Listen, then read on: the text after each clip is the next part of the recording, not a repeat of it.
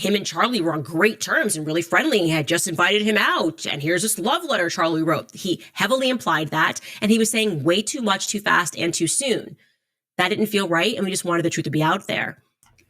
So, one thing we do, everybody does this, when we don't have facts or we try to lie, we try to convince somebody that we are telling the truth, we use the whole body when we speak, right? And we emphasize certain words. And this is exactly what she does here. I don't know who specifically came out and said that Bibi killed Charlie Kirk. Oh, who could that be? Candice, that was you. You accused Netanyahu of and Israel of having, unalived Charlie Kirk. But now that he's for the second time denying that he is, people are going, what's actually going on here? This is weird. This is weird, people. This is weird. This is weird, people. That's the quotation. That's the daily saying from Candice Owens. This is weird, people. This is weird. How can you not see that she's a conspiracy theorist? That she's trying to create confusion. This is weird. Everything that people does is weird. It's not. People are not robots. When Charlie Kirk was assassinated, I didn't feel compelled to come out and make 2 videos to tell people that I didn't kill him. Let's hear it again. Let's hear it. That would be weird. Like, you would be like, Candice, that's very strange. Why do you feel like you need to say that? If Tucker Carlson had to make 2 videos saying I didn't kill Charlie Kirk, you would go, Let's hear it again. Let's hear it. that's weird. Megyn Kelly, I didn't kill Charlie Kirk. Why would she do that? Of course she didn't kill Charlie Kirk. There is so much to unpack in her behavior that I could talk about that for 2 days straight, for 48 hours, and you would be like intrigued, but we both have, we all have other things to do, but there is so much to unpack there because first of all, she didn't say, of course, Tucker Carlson didn't kill Charlie Kirk. She said, of course, Megyn Kelly didn't kill him. There's a very profound reason that goes beyond her own consciousness level.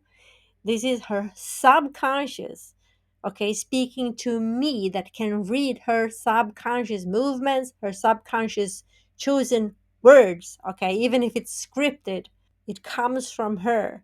And I can see there's a reason, a deep rooted reason why she just made a statement that Megyn Kelly, for sure, didn't kill or unalive Charlie Kirk.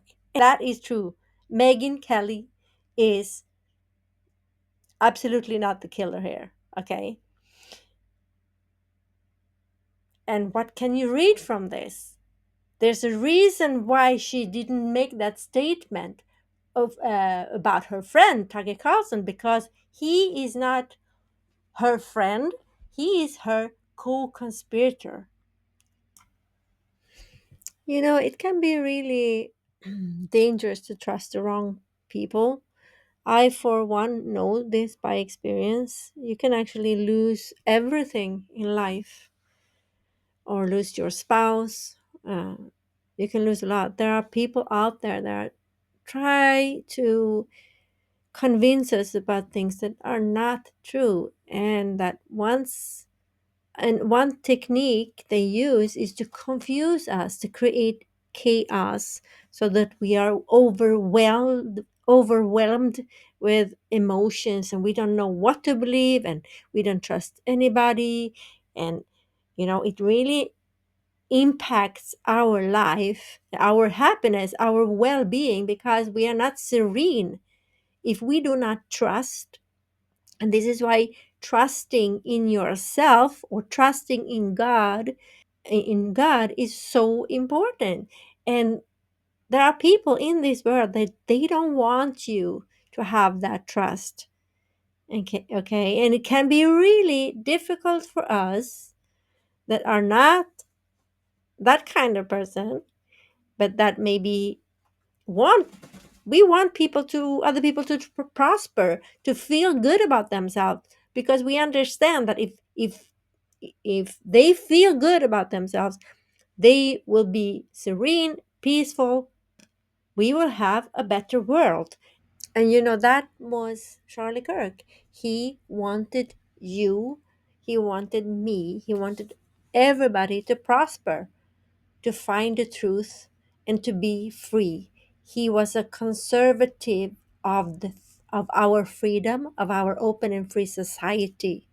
He was the opposite of Candice Owens. He was the opposite of Carlson, and so many more. And we have to somehow understand how we can distinguish, okay, because they are friends.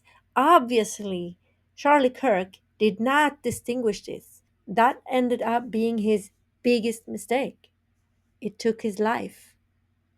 If I am serene and trust in myself, or I trust in Jesus or in my God, I will actually be a better person, right? So we know this. And if you are like this, it can be very difficult to understand and even believe that somebody can have a completely opposite worldview than you have, and actually wants to destroy that serenity for people, wants to take away their trust in God, their trust in their neighbors, and they want to create chaos.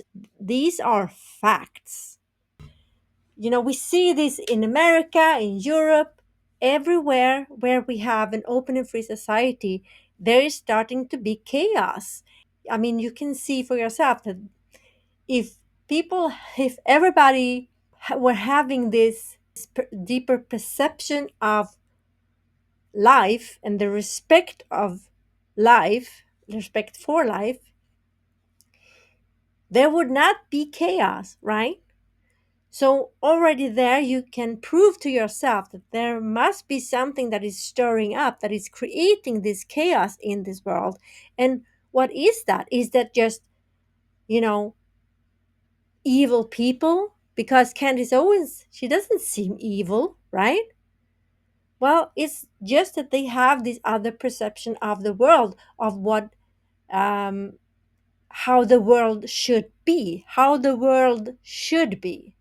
They have a very strong and that they also identify themselves with this, how the world should be. They think it should be chaos. And when it comes down to the person, so there are organizations, huge organizations made of billions of people that are contributing actively to create chaos in the open and free society. And the reason they can do this is because we are a little bit naive. Because with our worldview, we and perception of the world and everything in it, we see it. Of course, people want to be happy, and of course, they see that this serenity and the trust in God or in trust in myself, that is where serenity comes from. So we take that for granted, and that is our biggest mistake. And this is why we right now in Europe, in Scandinavia, in America, in everywhere, there's chaos that grows every day. So with this video, I want to try to contribute in a sense that to make people aware of what is going on, and to not give blind trust, even if somebody looks as sweet as Candice and seems really, really just genuine and everything.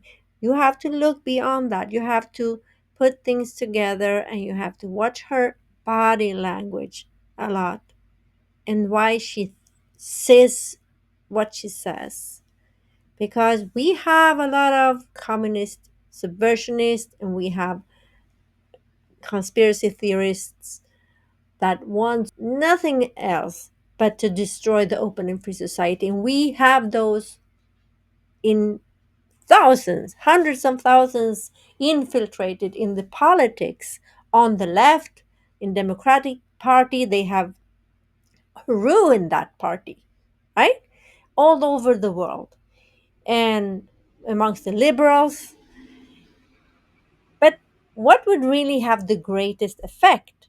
What would be the best and, you know, target group ever that would really divide the world and destroy the open and free society? What target group would that be?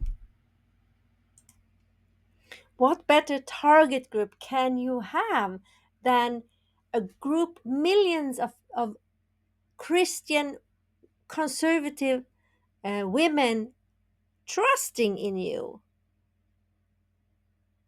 Conservative women, if you can have that group trust in you, I mean, you can really influence the world.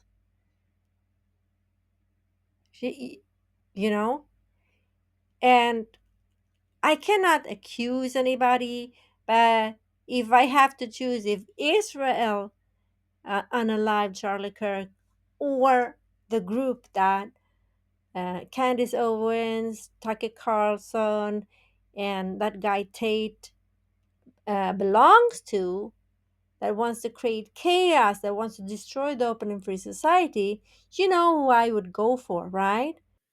Well, Bibi has come out, like I said, with his second statement, and we can listen to it. Take a listen. Joseph Goebbels, the Nazi propaganda minister, said that the bigger the lie, the faster it will spread. Well, somebody has fabricated a monstrous big lie that Israel had something to do with Charlie Kirk's horrific murder. This is insane. So, okay, this is insane. This is insane. And what we do when we want to decipher the truth, we want to distinguish the truth, we have all this information coming. How can we know what is truth and what is false? False, right? Well, what we do is we go for the personal gain. We go for the gain. Who is actually gaining from the murder of and killing of Charlie Kirk in this case? Who?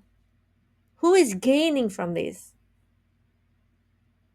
It's absolutely not Netanyahu. He must think like this is like the last drop, that we have all the Christians now coming after us too, because they are hated amongst every atheist. The many Jews, Reformed Jews, that also are part of this group, like Jacob Frey, the mayor in Minneapolis, who has destroyed Minneapolis, right, are against Netanyahu.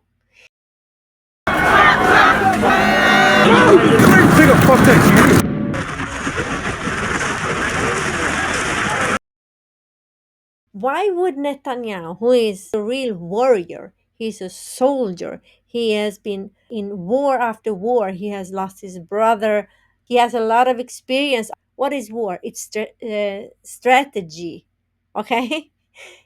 I think he would be insane if he or any Israeli went after Charlie Kirk, who also had a love for Israel. But I want you to imagine, if you are Charlie Kirk, you have this love that is free from politics. You love to go to vacation to this country because this is where, Jesus, your Savior, was born. So there's a strong emotional connection to Israel and Jerusalem, right? So he has this, you are Charlie Kirk, and you have all this love for this. I mean, the place that it happens to be named Israel. Okay. So he has nothing against Israel. And then he has, or you, because you are Charlie Kirk, you have two best friends that are really, up your ass. They don't leave you alone because they're so good friends to you. And that is Tucker Carlson and Candice Owens. And they shower you in this disinformation and in their uh, Of course, they cannot show hatred for the Jews because that would be too obvious and make Charlie Kirk suspicious, right? That would raise some flags. And probably some red flags were raised. Okay? I have watched everything that Charlie Kirk ever have made. I have watched. I'm a really huge fan of him, but as a person, I don't agree with everything. But as a human being, um, he is a giant. He is a giant. He was a giant, and there are a lot of red flags. And there's silence from Charlie Kirk when he last interviewed or they interviewed each other, Charlie Kirk and Tucker Carlson, you know? And I see a lot of red flags in that. And so Charlie Kirk is a deep thinker. He was highly intelligent. We deep thinkers, level 6 thinkers, we are all above 150 in IQ. That is who we are. We connect the dots and we see the patterns that people normally do not see. Okay? We tend to not get into politics, but live in silence, on the countryside, just doing our thing because we connect the dots and it can be really, really dangerous. Okay. But Charlie Kirk, he had this ambition of really changing things and changing the world. And he wanted you and me and everybody to prosper. He wanted to give something to this world, and he really gave his whole life, just like Jesus did, right? So you are Charlie Kirk, and you have this love. You can say that you love the earth of Israel, where Israel is. Okay, more maybe than the nation and everything. He has that love for the history of that earth, of the soil. He has no hatred. He has no reason to hate Israel. Okay? And then he has two so called best friends that are not leaving him alone, always there with their narrative, and they feed him with information, misinformation, disinformation about how Israel or Netanyahu and everything is wrong.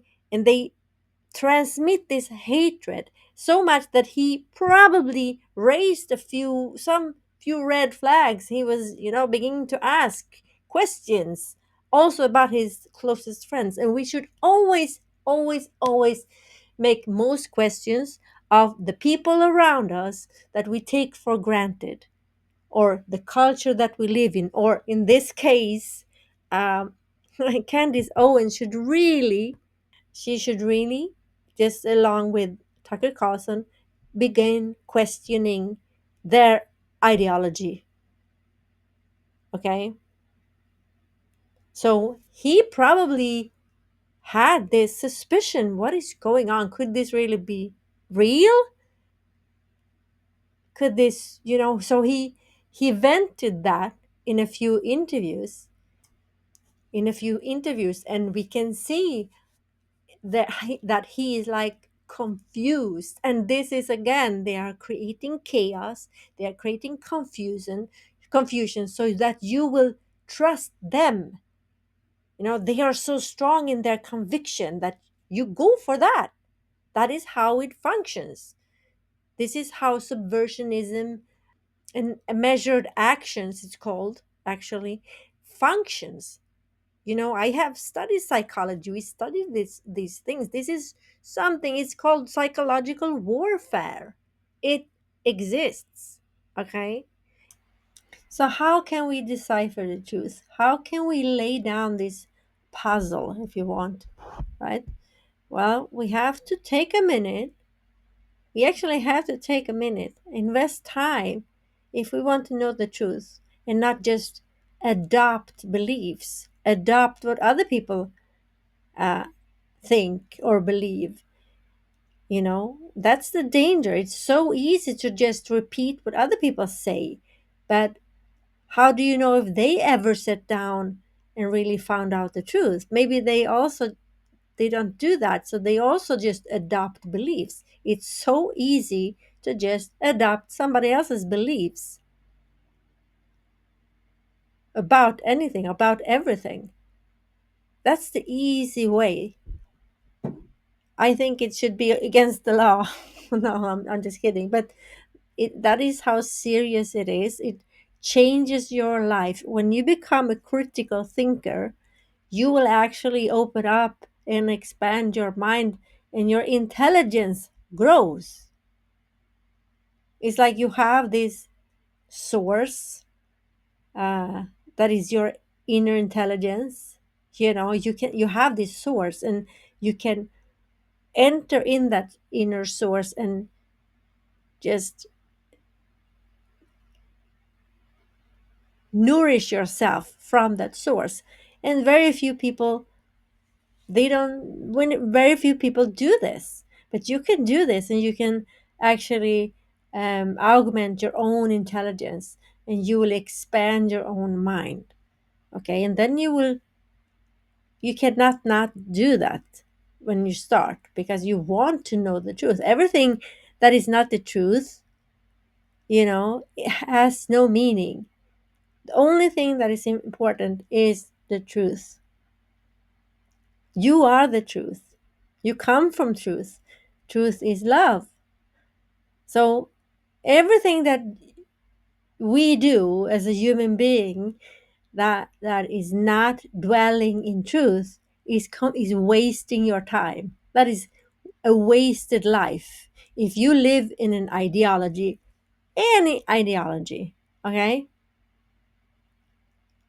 and you adopt belief, every adopted belief, or every repeated opinion, because he said so or she said so, so I have that opinion, and then they will like me, so I will stick to that opinion, I will stick to that thought pattern, etc., etc. All that is just a waste of time, because that is not the truth.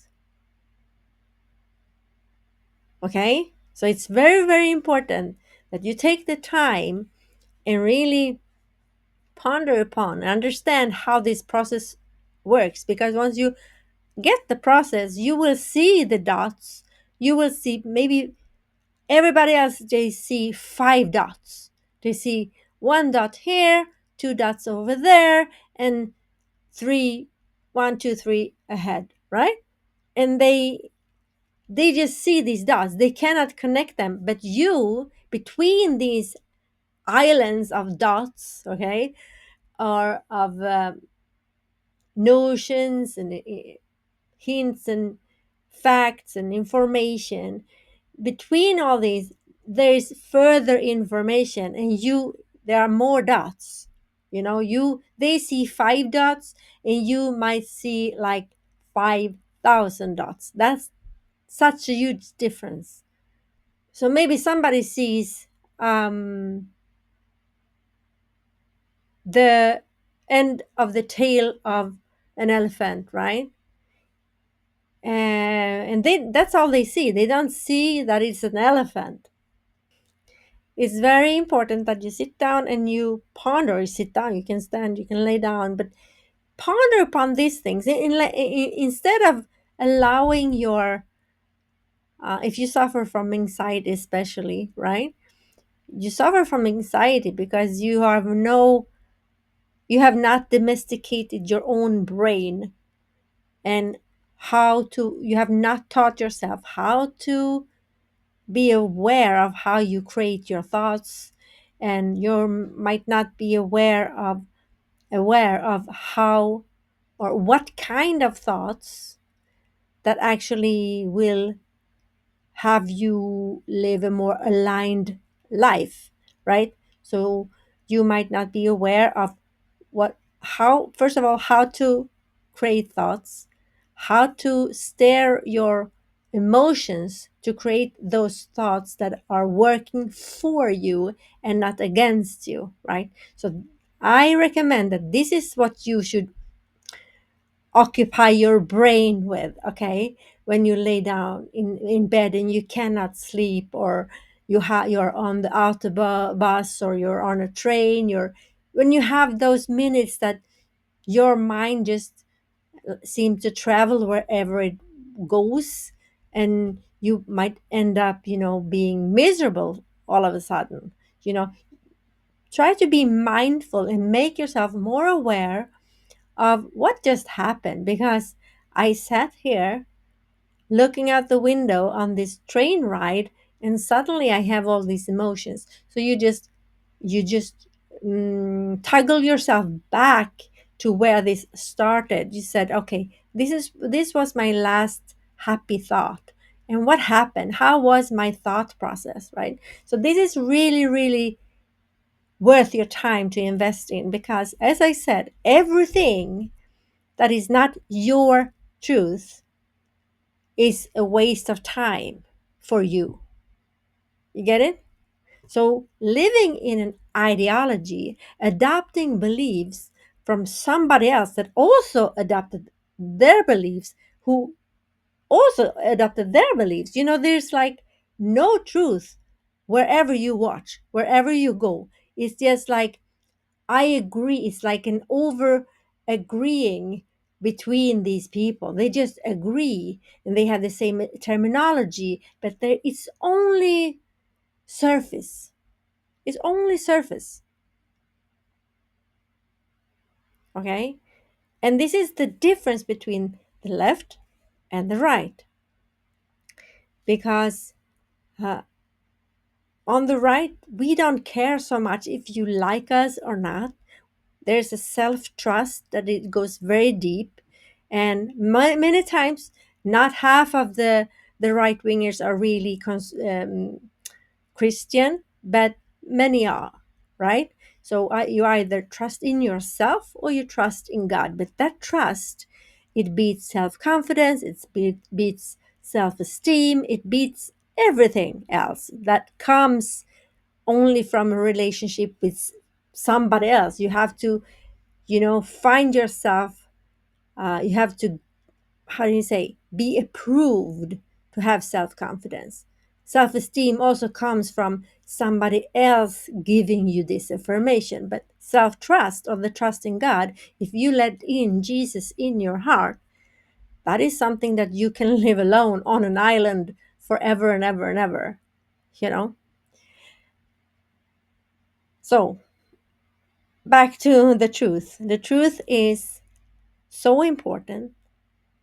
So you want to stay away from lies and falsehood, ideologies, other people's opinions. They are not yours. They are not yours. And this is why I say that we really lost somebody important for our times when we lost Charlie Kirk. And the people that unalived him, that killed him, have no idea of the giant that he was. For all of us that has this same self-trust, that are highly intelligent, and we are deep thinkers, critical thinkers, right? We took a knife in our hearts when he died. So how can we lay down this puzzle? Well, we have to take that moment. We have to take that moment and analyze, what do I really know? And first of all, what do I know? Where does this information come from? Does it come from my deep intuition? First of all, do you have contact with your own intuition? Does it come from somebody else? Somebody else's opinion, somebody else's belief, etc., etc. When you do this, when you do go through this process, you will create your original thoughts that comes from you, and that's the truth. And I can tell you that Netanyahu and Israel, okay, Israel, uh, are the ones that are losing the most of Charlie Kirk being killed. It's absolutely not Netanyahu. It's absolutely not. And therefore I will, my suspicion turn immediately towards Candice Owens, towards those everyone that says it's Mossad, it's Israel, it's Netanyahu, because they are already in a war. The last thing they would do is to kill Charlie Kirk. It's so it's so superficial that it tells me that this is actually the confirmation of the doubt that I have watched Candice Owens, and I loved Candice Owens, and I for a decade I have watched her, I have followed her, but I have always have this gut feeling that there is something that is not genuine. There's something there. It's not. She doesn't have this seriousness that we have on the right. She's not.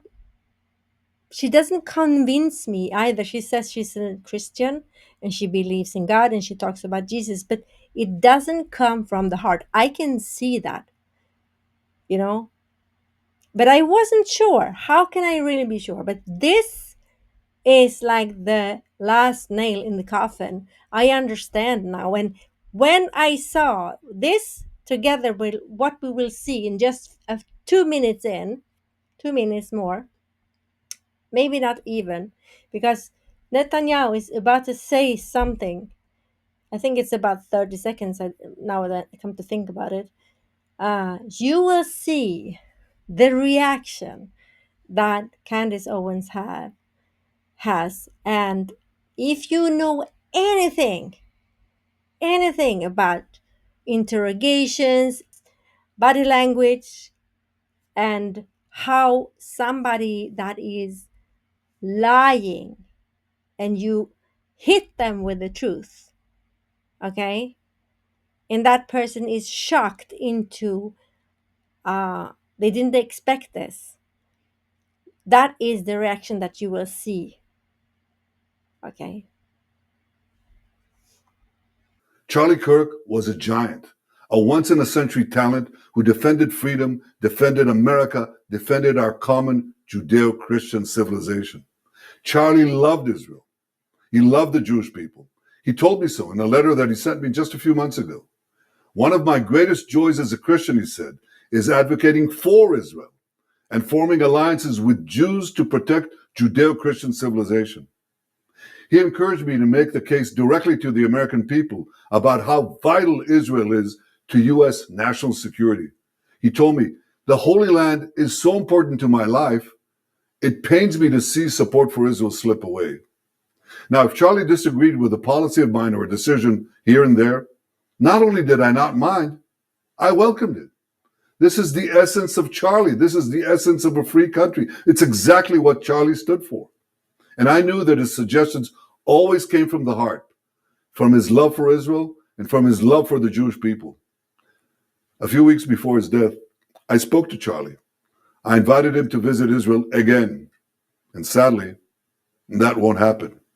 Now some are peddling these disgusting rumors, perhaps out of obsession, perhaps with Qatari funding. What I do know is this: Charlie Kirk was a great man, and a great man deserves honor, not lies. Rest in peace, Charlie Kirk.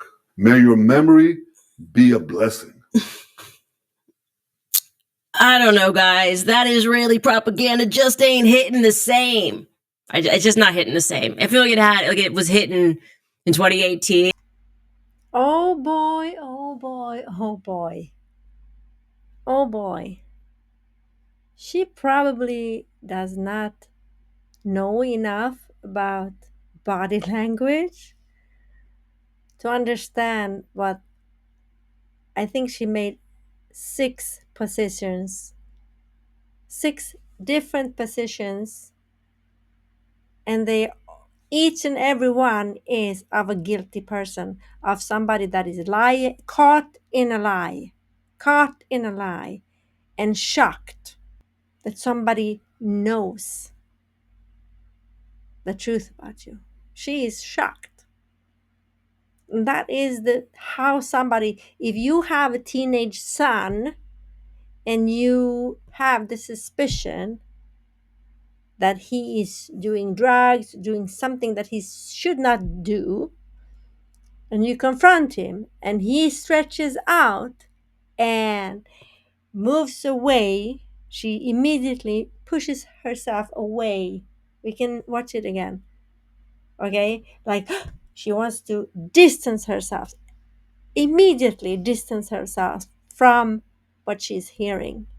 And your son does what she's doing, stretching, and every sign that they think, the liar think, that I am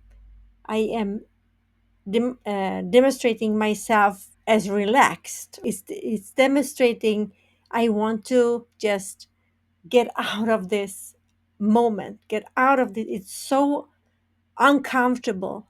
She's so uncomfortable in her own skin. She is like stretching. She's like distancing herself, and she's making all this effort. Have you ever seen Candice Owens in that situation? Ever?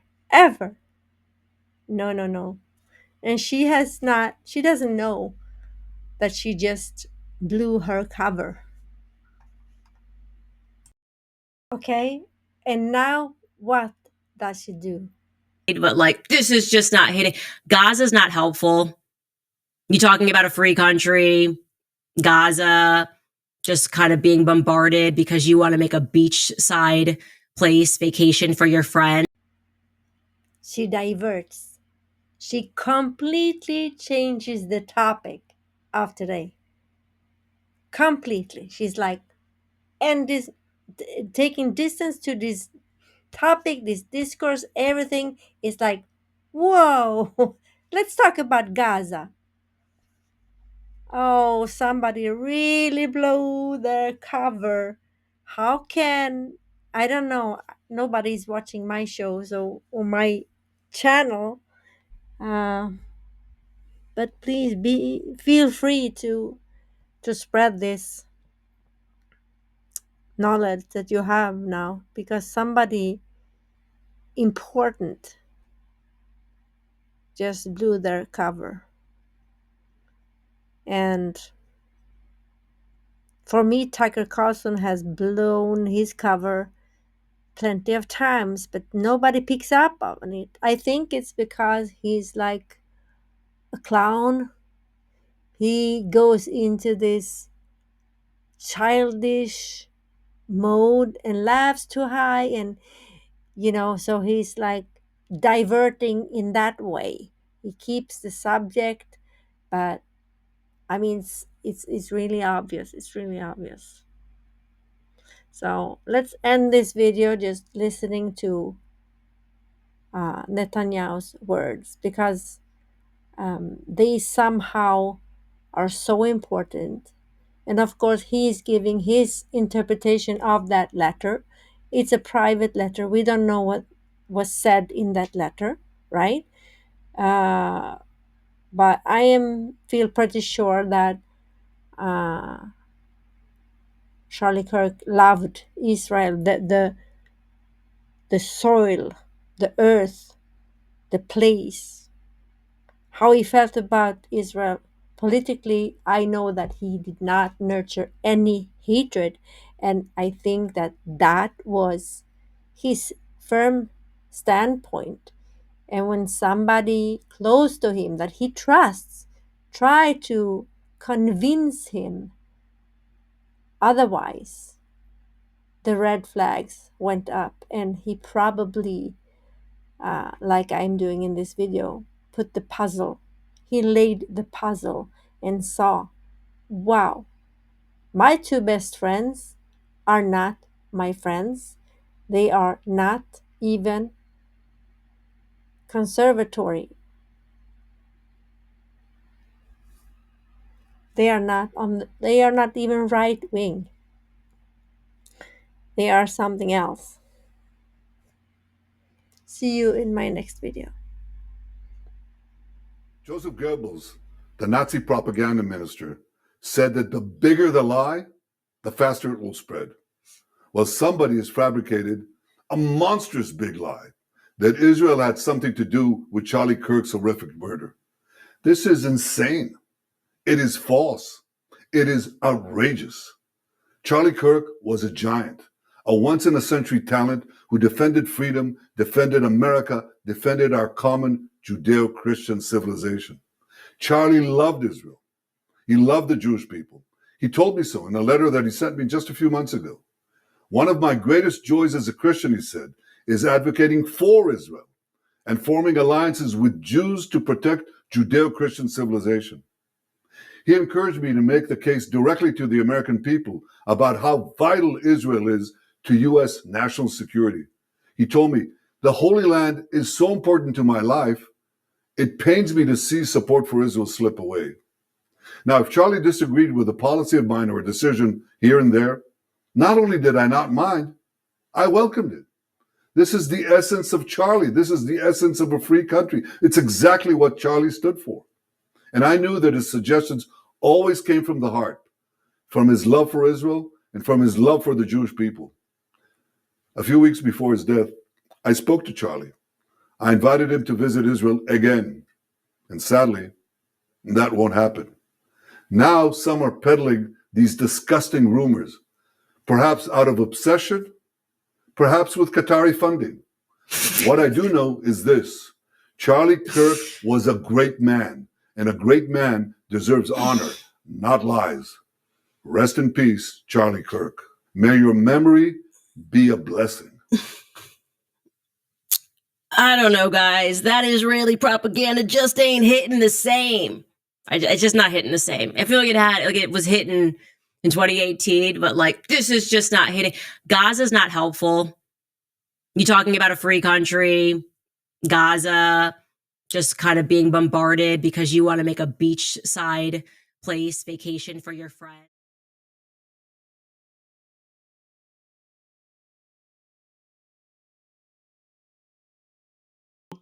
If you haven't understood who they actually are, if you've thought, they've said sensible things about BLM or, the riots or whatever it may be, no, the mask is well and truly slipped.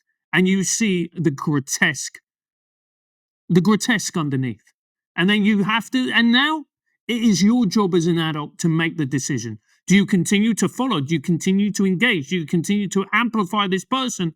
Or do you look and do you think to yourself, actually, no more? And these people, they were Charlie's friends. They were Charlie's friends. I don't think they were. Well, they claim they were. He invited them to his events. They spoke at his events. And while his widow and children are grieving, they are profiteering from his death with conspiracy theories that are completely the opposite of the truth. Because we know from all the things that have been, all the evidence points to the fact that this was a trans-related ally, leftist, quote-unquote, anti-fascist crazy guy. But these people who claim to be his friends are literally profiting from his death.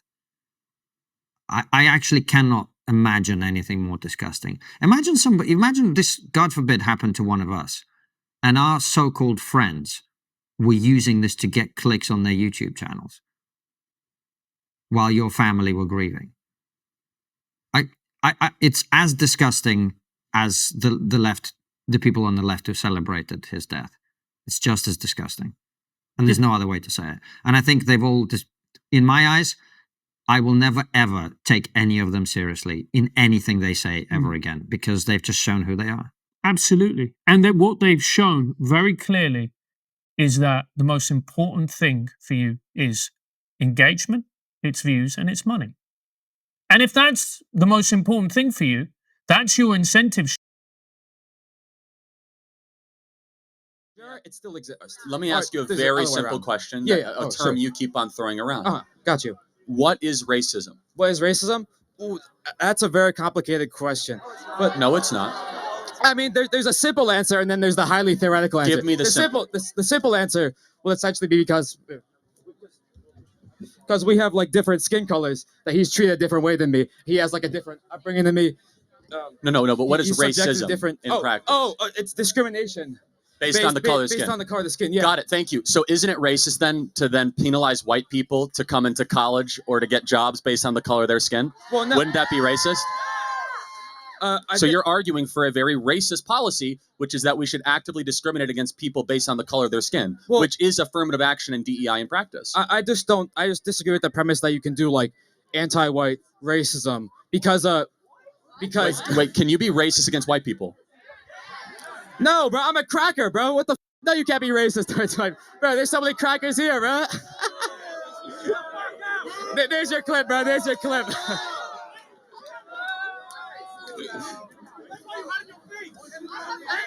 Well, what are you gonna do political violence to me, bro? Like, why are you saying that to me? You're making me scared. Okay. So let me tell you what we believe, because you tell us what you believe. Okay. Your worldview is indistinguishable from the KKK. That you want to organize the world based on skin color. We want to organize the world based on merit and character, based on how hard you work, what you bring to the table. I believe it's destructive and wrong to say that people are going to be organized or have their future set based on the color of their skin. I think it's tribalistic. I think it is divisive, and I think it hurts the excellence of a country. You asked a question, well, how are we going to help other communities? You know how you help other communities? Stop pandering to them and start treating them like individuals made in the image of God, not tribes to be organized for political purposes.